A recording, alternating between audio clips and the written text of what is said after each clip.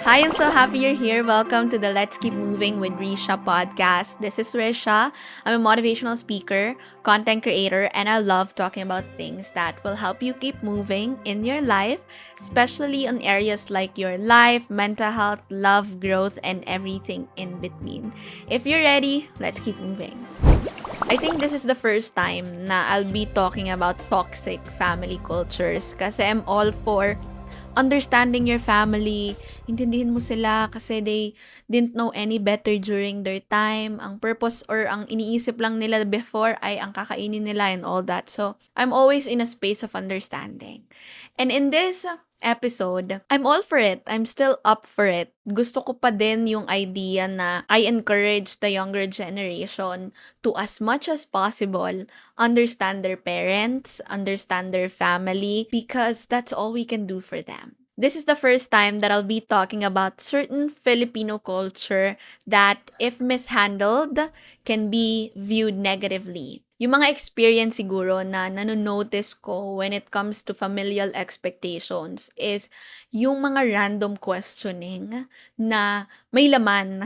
Kasi 'di ba, may mga tanong na sincere eh. Oh, kailan ka gagraduate and all that. May mga sincere, or there's a way to ask it in a sincere manner. Pero meron talaga na for that purpose. And I'm saying here na before we even get started, siguro the way we can handle it properly is to not assume things unless it's really happening straight to your face. Sometimes kasi we love to assume things eh, na ay tinanong sa akin ni tita, ni mama kung kailan ako gagraduate, sino boyfriend ko, ano work ko, kailan ako mag-aasawa, wag muna ako mag-aasawa. We tend to assume that they mean it in a negative way. Pero baka it's out of curiosity. For the most part kasi, sometimes di na nila maalala yung buhay mo eh. Kasi syempre may mga buhay din silang kanila. So that's essentially what I want to highlight first before we get started on how we can really handle toxic familial situations. Let's try to not assume things unless it's happening straight to our face, na may mga comments na talaga na nangyayari straight to our face. But if wala naman, let's not try to assume or make up stories in our heads. May nabasa ko sa Instagram, I think posts siya, and sabi doon, one of the key things to take care of your mental health is to not add up to the story. For example, ako as an irregular student, kunwari papasok ako ng room and then may mga taong nakatingin sa akin, may mga estudyanteng nakatingin sa akin, it's easier to assume na they talk bad things about me, or they are judging me, or they think of me as really as an irregular student, but they just stared at me. They're just looking at me. So, I think it's a skill that you don't add up to the story, especially negative stories. Kasi ang nangyari lang naman, nakatitig lang sa'yo yung mga kaklase mo. Kasi nagtanong lang naman sa'yo. So, let's not overthink. Siguro yun yung pinaka-point doon. Let's not add up stories na lang. Let's live it that they were looking at me and that's it. And I'm not here to say to live life on your own, to cut that family member, to cut that toxic Filipino culture of, like, for example, utang na loob. I'm not saying here to forget about your family, because like what I've been mentioning, not just in this episode, but on my previous episodes, I stand for this. It can work. Like, even if it's toxic, even if it's hard to deal with your family members, they are still your family. They're still your real blood. Like, kamag-anak, pamilya mo pa din sila. As much as we want to throw our frustrations here, that's not what we're going to do. We're going to be so neutral. We're going to meet each other halfway, parang ganon. So if you're ready to know how do I handle familial expectations, then without further ado, let's keep moving. Let's talk about academic achievement. Sometimes, ang napapansin ko, and hindi lang sa ibang tao, kundi sa akin, your parents will really, really, really go out of their way to appreciate you when they have something to be proud of, 'di ba? Kunyari, merong achievement ka, so dun sila tuwang-tuwa, which for me is normal. I mean, many Filipino parents talaga place a strong emphasis on education and expect their children to excel in their studies. And this can lead to significant pressure to perform well academically. And I felt that. But I hope there will come a day that all parents will understand that their children have something that they are unique at and great at. And it might not be the same as everybody else. We have to accept that not all students can be good at math or science or English, but maybe some people or some students can be good at sports, arts, and creatives. And I really hope that there will come a day that parents will see that. What broke the internet today is our two gold medalists, Carlos Yulo. He has been training since he was 7. And yeah, that's what most people think. I remember I was having this conversation with my boyfriend and nanonood kami ng video sa YouTube ng mga banda, ng mga OPM musics and all that. And sabi ko, why are we not yet convinced? Why is that my generation and older generation is not yet convinced that they can make money from art, from singing, from dancing, from sports? I mean, a lot of people had already proven that. And I hope that parents get to be able to see that and inspire and push their children to pursue what they want, because they can really make money out of every industry. It's just about how good are they, and are they really giving value worth that 6 figure, 7 figure, or that money in general. And since we're already talking about it, career success. So there is often an expectation to pursue stable and prestigious careers such as medicine, law, and even engineering. And ito yung sinasabi ko previously. I hope talaga na makonsider ng mga parents nowadays na their children are not all meant to be doctors or lawyers or teachers or engineers one day. Some of them could be a PR specialist or a writer or a songwriter or a musician or a dancer, and we have to fully accept that. The success of one family member is always seen as a source of pride for the whole family, especially for the family name. And nanonotice na natin yan sa mga family gatherings, diba? Everyone is just amazed with those students or individuals or members of the family na nagpo-pursue talaga ng career sa medicine, sa law, sa engineering. Like, everyone is just so proud. They really are inspiring. I have to just say that honestly, they really are inspiring. It's not a joke to enter law or medicine. It's not really a joke to study engineering, but not all students are passionate about that. Not all people are meant to be in those industries. Some are good at writing, singing, arts, painting, diba? But I really think that we have to show the same enthusiasm for individuals or part of the family who pursued a career in music, arts, creatives. I mean, they really have to be celebrated also. And you know what? As someone who is currently facing the same dilemma, as someone who is not pursuing a career sa medicine, sa law, sa kahit na anong careers na respected dito sa culture, sa family, I just have to accept that I cannot bring my family where I am all the time. Sometimes you have to accept that you will outgrow them. May mga certain people na na-adopt yung mindset ng parents nila, which is good if okay naman yung mindset ng parents. Pero if hindi mo na-adopt yung mindset nila, there's nothing wrong with you. It is okay. It is okay to not like the same things. It is okay to do things differently this time. And basically, that's how I first handle toxic family expectations. It is to accept that I cannot bring my family where I am. They do not see the world through my lens, through my eyes. They do not see how passionate and how fun it is to do my work. They cannot see how in love I am with what I'm doing. And unless they don't put their shoes on mine, I just have to accept that I cannot bring them with me all the time. And it's all okay. And the next thing I'd like to point out is financial support. Diba? I think when we're talking about family expectations, ito talaga. And I am touching not just those people who are already breadwinners, but those people who are still at school. And meron ng intense expectations talaga from the family na alam nila na hindi pa sila nag-work, sila na dapat yung bubuhay sa family. And I know a lot of people, I know friends who will experience the same things. And it's just part of the Filipino culture.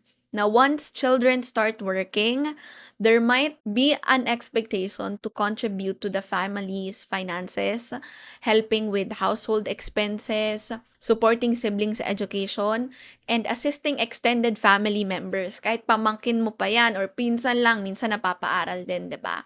And honestly, I have to say this and you'll be surprised. I don't see this as toxic, honestly. Again, I don't really see this as toxic. I think it's our asset as Filipinos. We really value our families. We really value the relationship more than material things, more than money, for as long as it is communicated properly and handled nicely. What we have seen on social media is how toxic it is to have utang na loob, how toxic it is to give back to your parents kasi sometimes they really are forcing you. But for as long as it is communicated and handled nicely, I don't think there's something wrong with that. Okay? Allow me to just explain myself, okay? Sometimes the breadwinners, they are the most happy kapag nagbibigay sila. And if you only see it this way, if you will make a way to make giving fun, no resentment, 'di ba? You'll be more grateful and mas madami talagang blessings ang padating pa sa buhay mo. However, I also have to mention and really hands up to those individuals who are breadwinners and are really trying to make ends meet kasi hindi naman nga talaga madali. Hindi naman talaga madaling sobrang dami mong responsibilidad. Hindi madali na mas nauuna pa yung iba kesa sa'yo. And here's the thing, and here's my message to you. It will all pay off. I really appreciate how much of a giver you are. I really appreciate that you have no choice because maybe you really have no choice but to make them study, to send them to a good school, to support the family expenses. But please fill your cup first. Fill your cup first kasi you can't pour from an empty cup. You've heard that before. Not even from me. But starting from now, if you really are having a hard time making ends meet and parang feeling mo walang nangyayari sa buhay mo kasi bigay ka lang ng bigay, make a way to have some side hustle, tumiskarte ka, have some businesses, mag-ipon ka for you. Always pay yourself first. Yeah, always pay yourself first. And in a traditional Filipino or family setting kasi, I don't think this will be a great advice, but I'll say it anyway. And palagi itong sinasabi sa akin ng mga taong nasa paligid ko, especially because they want me to also be cautious of money and everything. And it's not bad to keep something to yourself. It's not bad to buy something to yourself. And sometimes it's always okay to not disclose your earnings to your family. I'm not saying it's a good advice, but somehow it is. Kasi sometimes there really are family members who are taking advantage of it kasi alam nila na meron ka. Pero what if di nila alam, 'di ba? What if wala silang idea kung magkano talaga yung kinikita mo, kung magkano talaga yung pumapasok na pera sa buhay mo on a monthly basis? You know, you're not lying naman. It's just that sometimes you have to look after you din eh. At the end of the day, you'll still be responsible for yourself. So make sure you're looking after you. If you're currently finding value in this podcast episode, I truly, truly appreciate it if you can give our podcast a 5-star rating here on Spotify because in that way, your ratings and reviews will really help us reach more people and continue delivering meaningful content. Friends, I'm not teaching you to lie. I'm just teaching you how to look after you. Kasi alam mo yun, hindi nila masisira kung hindi nila alam. Hindi nila masisilip kung wala silang alam. So, sometimes it's just good and a better decision to just keep things to yourself. The next thing I'd like to talk about and I'd like to touch is obedience and respect. And this goes on a lot of aspects in terms of adulting, diba? You have to respect your elders talaga and adhere to the advice they're giving. It's very highly valued in our culture. And this can sometimes conflict with your individual preference, personal desires, and goals. And here's what I can advise. Here's how you can handle that toxic family expectations na feeling ng mga family members natin they're right all the time. You can ask advice from your family, but you don't always have to follow them. Again, you can ask advice from your family members, but you don't always necessarily have to follow each of it. Just because they seem like they know better doesn't mean that they actually know better. You have to teach yourself talaga to consider their opinions kasi madalas tama din naman sila, but always come back home. What resonates with you? What's the decision that will serve your highest self? Yun ang sundin mo. What's right, what's really meant to help you grow, what's really meant to serve your highest and fullest potential self. Kasi a lot has changed na eh. And I think I have to share a story na napakinggan ko lang last Sunday about discipline and about family and all these related topics. Biglang sabi ni pastor, kaya intindihin natin daw yung mga magulang or yung mga elders natin na sobrang hihigpit in terms of their rules. Kasi it's written in the scripture and most of our family members in our culture talaga are spiritually attached or living spiritually, basically. And yun yung fina-follow nila. And sometimes the world will really give you a lot of opportunities to do worldly things. But let's always consider that our parents are giving us advices or lessons for a reason. So yes, you can ask advice from your family. And most of them would be right. Madalas sa mga yun ay tama naman talaga and nararapat. But always come back home. When you're an adult and you know exactly what to do and you believe it is right, just do it your way. I mean, if you've already given them enough time to control you, to follow whatever they want, maybe it's time that you choose yourself muna this time. Let me give you an example. Sometimes, 'di ba, kapag college ka, your parents, they feel like they know better.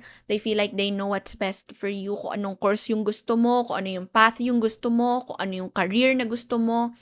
And eventually, you will find yourself on crossroads. Eventually, you will have to decide kung ano ba talaga yung gusto mo.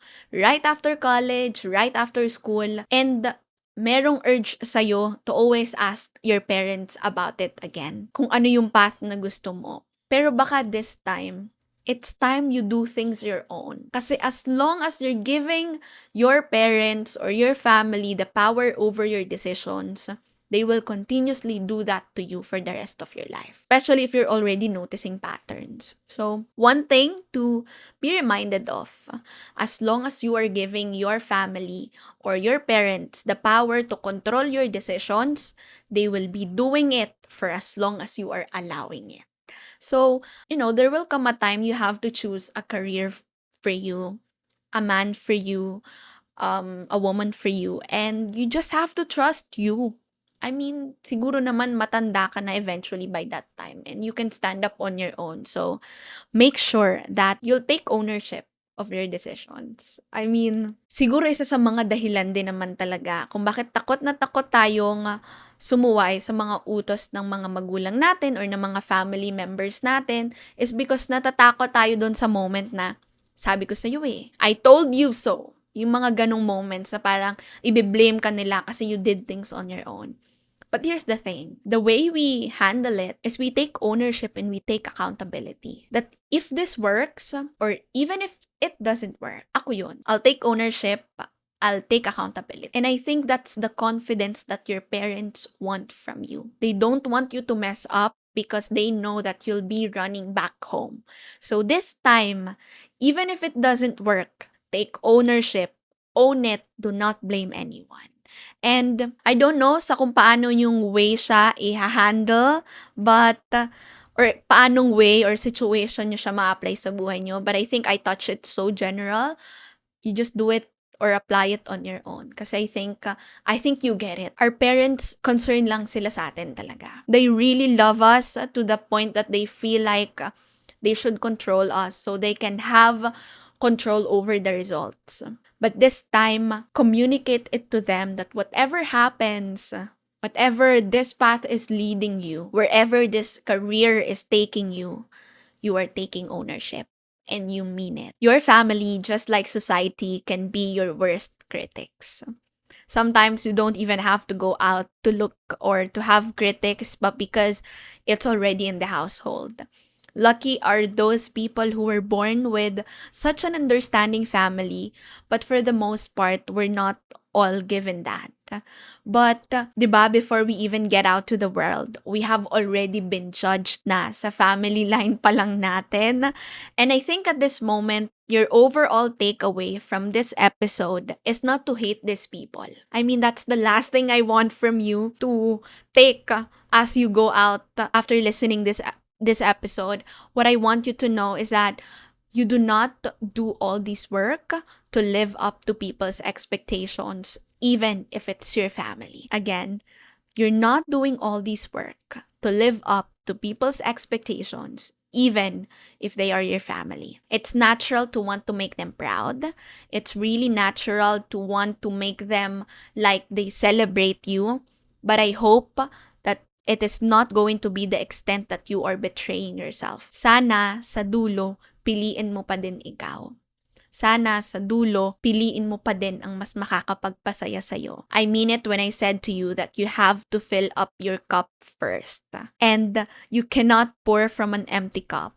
I see that your drive of pushing yourself, of making your parents proud, of making your family proud, but you have to prioritize yourself first. You have to look after you first. Remember, prioritizing yourself is how you also prioritize the people you love. Looking after yourself is how you look after for the people you love. I saw this video of Zach in Australia. He's by far one of my most favorite content creators. And sabi niya, kung ikaw daw yung piloto ng isang eroplano, and yung sakay mo is yung mga family mo, people who are close to you, your loved ones, and pag in-announce mo na sa eroplano na you're not okay, you are having an anxiety attack, that you're not really okay, do you think they'll be happy? Do you think your passengers, your family would want to ride the plane with you? Diba hindi din? So make sure that you are taking care of yourself. That despite this long list of familial expectations, always come back home to yourself. That's about it, everybody. Thank you so much for sticking with me. I really appreciate you. You know, you could have been somewhere else, but you're here and you chose to listen to this podcast and you listened up until here. So thank you so much. I'd love to know your thoughts. For the poll, do you think your family expects too much from you? Like, I'm really curious. Do you really think your family expects a lot from you? You can also share your favorite takeaways on social media. And don't forget to tag me, please, at Risha Marceliana, because your thoughts and feedback are invaluable to me, and that's really how I grow as a person, as a podcaster, as a content creator. So I really can't wait to see what resonated most with you. Again, this has been your friend and your host, Risha. Know that I am grateful for you. I have always been, and I'm rooting for you, just like how your family, your loved ones, the people who love you are rooting for you. I'll see you in the next few days. Don't forget to always keep moving. Bye!